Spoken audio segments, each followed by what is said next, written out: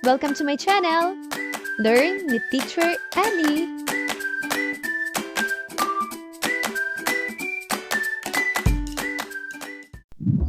Unang termino, Good Manners and Right Conduct, Grade 1, Week 10, Day 1. Pagkatapos ng aralin, ang mga mag-aaral ay inaasahang natutukoy ang mga sariling karapatan ng bata, right of a child tulad ng pangalan, pamilya, at tahanan. At nakikilala na ang mga sariling karapatan or rights of a child bilang bata ay nagpapabuti ng kanyang kapakanan. Para sa panimulang gawain, punan ang web chart sa pamamagitan ng pagdikit ng mga salitang napag-aralan natin sa nakaraang linggo.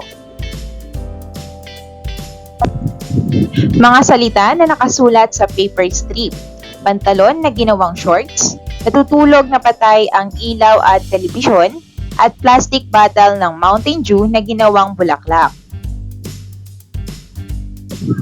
Ang galing! Ngayon ay maglaro naman tayo. Ang tawag sa ating gawain ay buuin mo ako. Narito ang mga panuto. Hatiin ang mga mag-aaral sa 5 pangkat. Bigyan sila ng puzzle na larawan na kanilang bubuuin. Larawan ng batang binibinyagan, larawan ng may masayang pamilya, at larawan ng isang tahanan.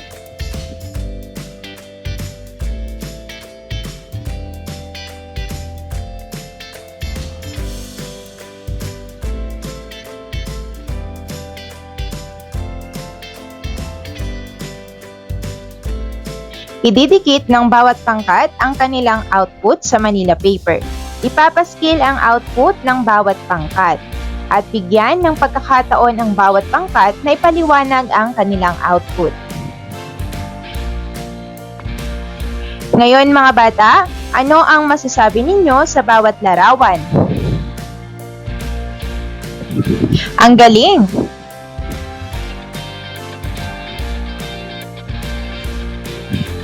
Sa araw na ito, inaasahan na inyong matutukoy ang mga sariling karapatan ng bata tulad ng pangalan, pamilya at tahanan. At makikilala na ang mga sariling karapatan bilang bata ay nagpapabuti ng iyong kapakanan. Ngayon ay ating pag-usapan ang ilang salita upang mas maunawaan ang ating aralin. Una ay karapatan. Ito ay tumutukoy sa anumang dapat tamasahin ng isang tao. Isilang. Ito ay ang proseso ng pagkakaroon ng buhay o eksistensya ng isang nilalang mula sa kanyang ina o pinagmulan, kung saan ito'y lumalabas o nagmumula. Ang pamilya naman, ito ay tumutukoy sa mag-anak. At panghuli ay ang tahanan. Ito naman ay anumang puok na tinitirhan. Ito rin ay isang institusyon na nangangalaga sa mga taong nangangailangan. Ang galing!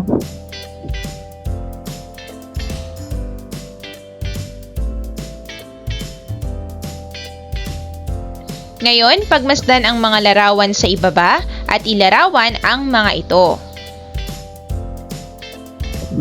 Ang galing! Para sa inyong pangkatang gawain, hatiin ang klase sa 4 na pangkat. Ipagawa ang mga nakatalagang gawain sa bawat pangkat. Para sa unang pangkat, kulayan at itikit sa Manila paper ang mga larawan na tumutukoy sa karapatan ng mga bata.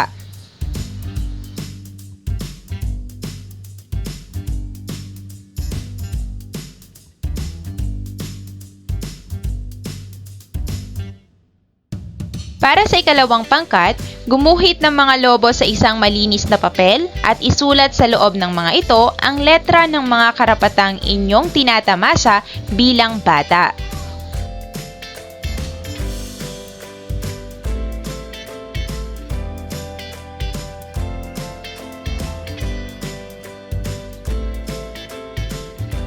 Para naman sa ikatlong pangkat, kilalanin kung anong karapatan ng bata na nakalagay sa letrang A, B, C at D ang tumutugon sa bawat bilang. Isulat ang letra sa bawat bilang.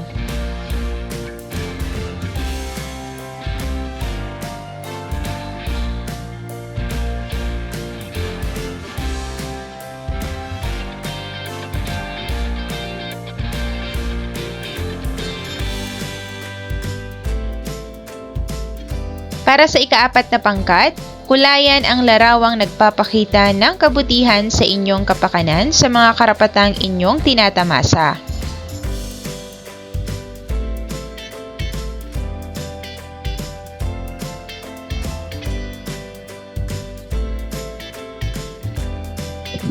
Ang galing!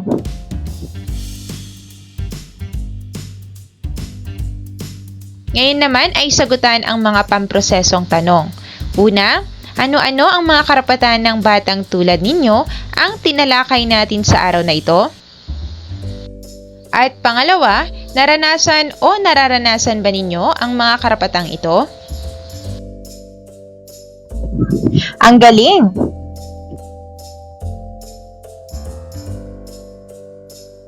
Ngayon ay magbahagi ng impormasyon tungkol sa sumusunod na mga karapatan ng mga bata. A. Karapatang isilang at mabigyan ng pangalan. B. Karapatang mabigyan ng pamilya. At C. Karapatang mabigyan ng tahanan. Ang galing!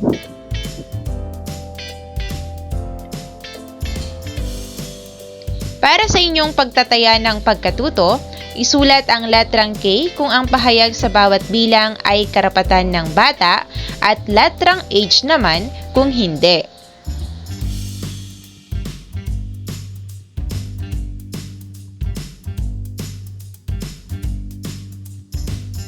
Tukuyin ang karapatang tinatamasa ng mga bata sa bawat pangungusap. Piliin ang letra ng tamang sagot. Isulat ang sagot sa inyong kwaderno.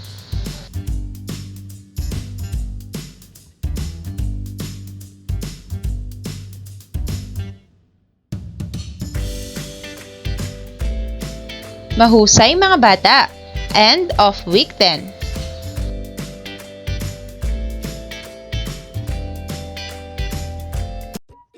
Thank you for watching! Also, don't forget to like, share, subscribe, and click the notification bell for you to be updated on our latest videos. See you on our next lesson. Goodbye!